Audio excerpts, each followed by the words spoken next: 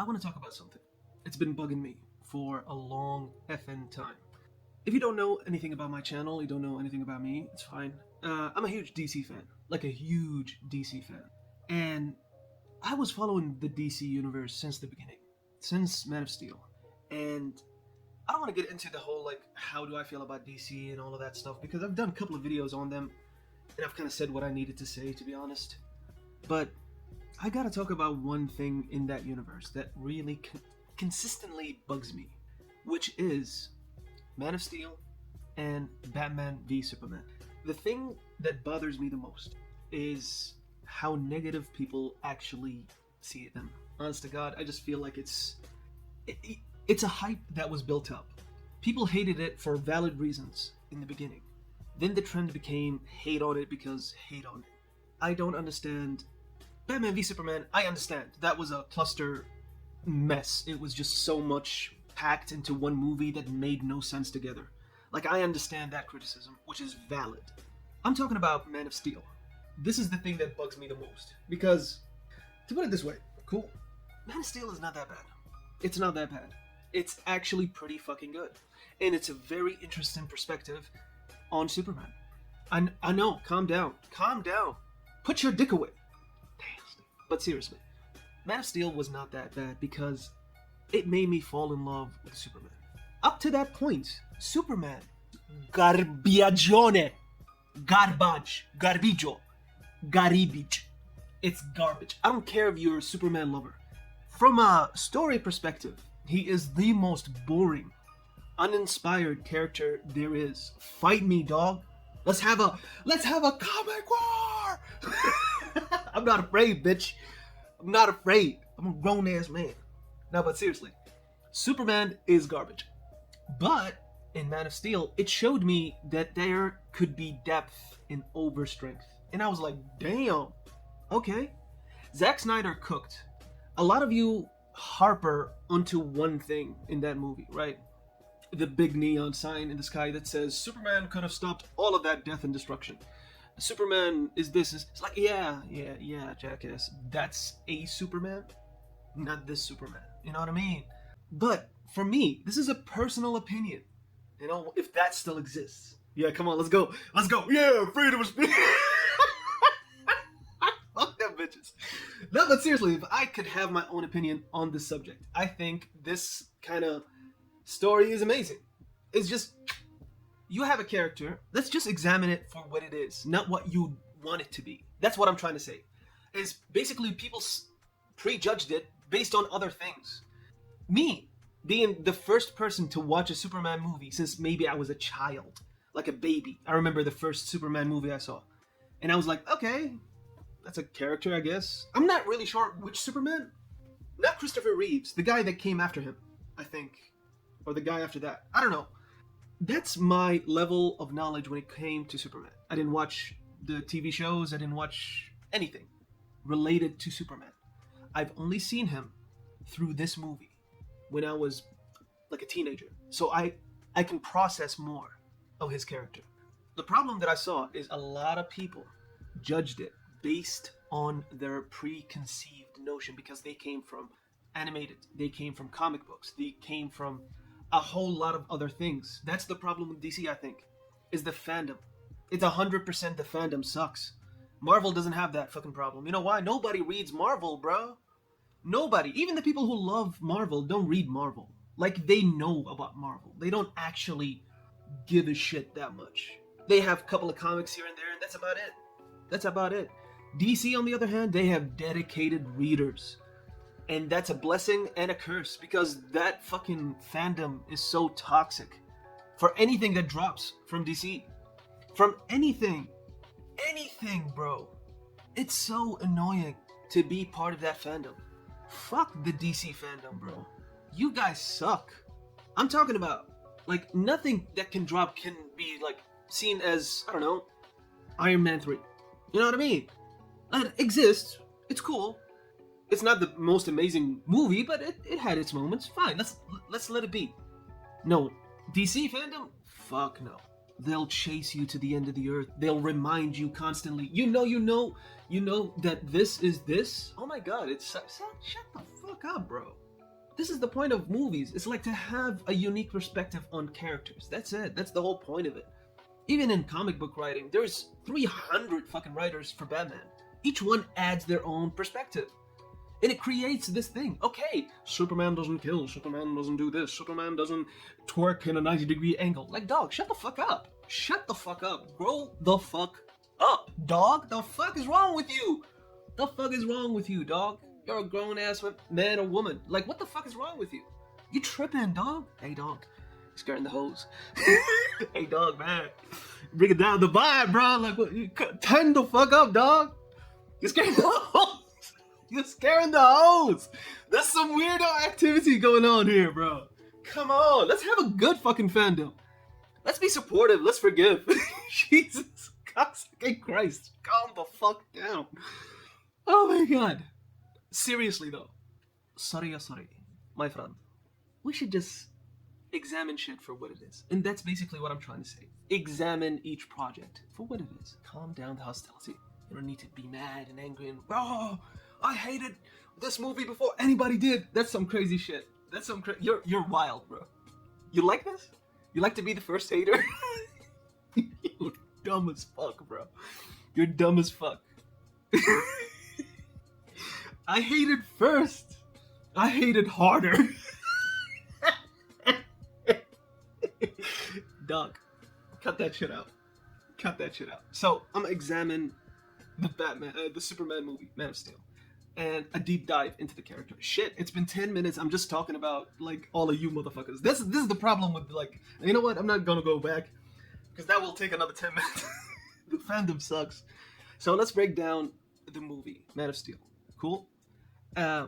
What do we get?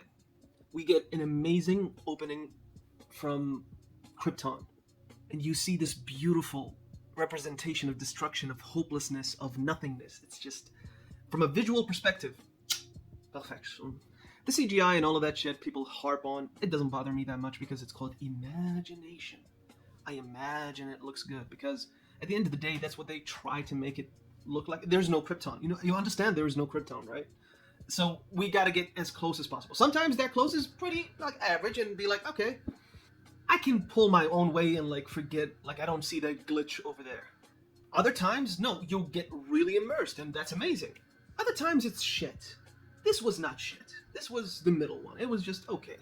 But the visual representation is hopelessness. Ties it into the character of Hope. He is the representation of hope. The last hope. And then we get introduced to General Zod. Holy shit.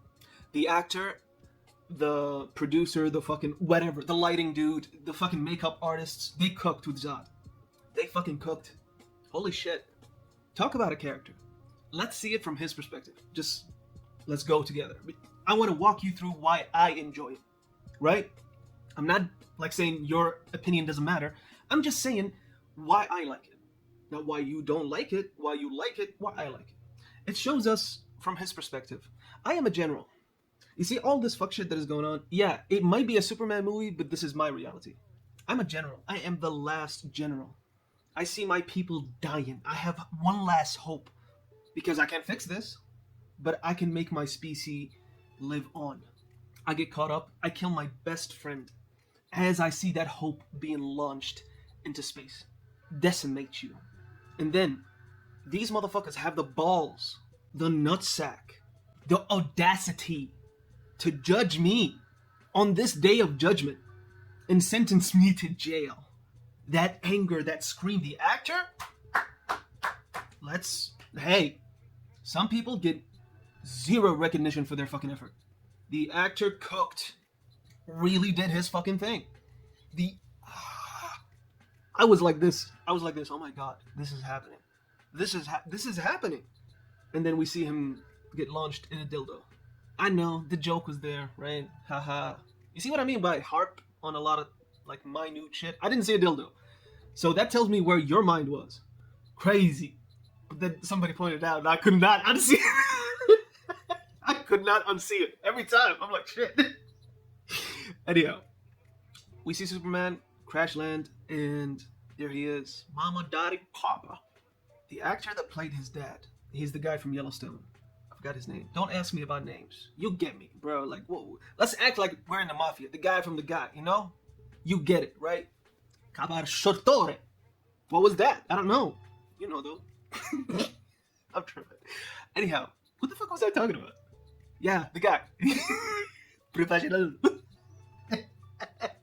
Eddie Hua. The guy played the perfect fucking dad. Again, this is not your comic book. This is not your movie that you saw when you were a teenager. This is a brand new story. Someone who hasn't seen it. For him, this was canon for the first time. And what they showed me was a dad that recognizes the morality, the ethics, the psychology, society in general. Let's be real. If Superman was a real person, he would be worshipped to some degree, or locked up, or shot, or experimented on. There's a cluster of a lot of shit that you need to watch out for, right? So, you're the dad. You see this power. And you also know this motherfucker has the power to decimate the entire world for all you know. And the only thing that is stopping him from just wiping everything off the map, is you guys and his respect for you. You don't see it through, but you feel it. Which tells you what? This guy is aware to a lot of degrees. A lot of people harp on the scene where he gets stuck and Superman could save his dad, but his dad tells him stop. And he says no. A lot of people see this as a negative, like, yeah, you should have done it. What don't you understand? This is the artist perspective. He is walking you through this world. There's injustice, there's a multiverse of madness, whatever. There's a lot of issues for a lot of Superman. This is just a unique one. Watch it and shut the fuck up. Why? Dog, you're scaring the hoes, bro. It's ridiculous. It's ridiculous. Like, what the fuck are we doing? Just let him cook. He is cooking like a Michelin star fucking chef at this point. He says, what should I have done? Should I have let the children die? And the dad says, maybe. It's not because, oh, of course, save the children. He's thinking, like, this is a global problem. But fundamentally, it's just fear of losing his child. Would you give up the world for your children? If the answer is yes, then that's what he felt at that moment. I wanna give out the entire world to damnation as long as you're safe. That's why he says maybe. Because he knows if he didn't, or somebody harped on it, it will endanger his son, the world, everything. Because he ultimately sees a child, and that's how he raises him, as a child. His mom never saw him as an alien, just saw him as a child, as her child. At the end of the day, this is about parenthood. The dad was protecting Clark so viciously, it hurt him, and was willing to sacrifice himself in that moment for his son. Understand that perspective in that moment. Forget about your comic books, forget about all that bullshit, just see it for what it is. Imagine this movie was about a different character. Let's not say Superman. Let's just say a different character, right? This character has a power, and if that power shows, it would kill everybody, for all you know. Up to that point, this wasn't that movie. It was a horror movie. It was a sad movie at that point because his dad was willing to sacrifice everything to protect his son from the world itself. Because ultimately, all he saw was, that's my boy. You telling me that's shit writing? Go fuck yourself. Go fuck yourself. You don't understand what the fuck we're... Okay, move on. Maybe something fucked up in the second half. Maybe that's why you hate it. In the middle, there's this whole wandering nomad kind of thing going on. It's a montage. He meets Lois Lane in the Arctic Circle. I don't know how the fuck that happened. That's a negative for me. We move on to he discovers his suit, tries to fly, and ultimately encounters... No, before that he encounters Zod. Yeah. And let's say from the time we see the backstory till the time we see Zod is filler. I can admit to that. Like, it's very badly paced. We get to Zod. In the fear, dog isn't... When Zod spoke, it's like Thanos times 10 at that. When I say horror movie shit, horror fucking... It was perfect. The eeriness sound, the scrape of metal, the flashing light. It's just... You're just like, what the fuck is going on, dog? You're tripping, but you're loving it. And you hear Zod speak.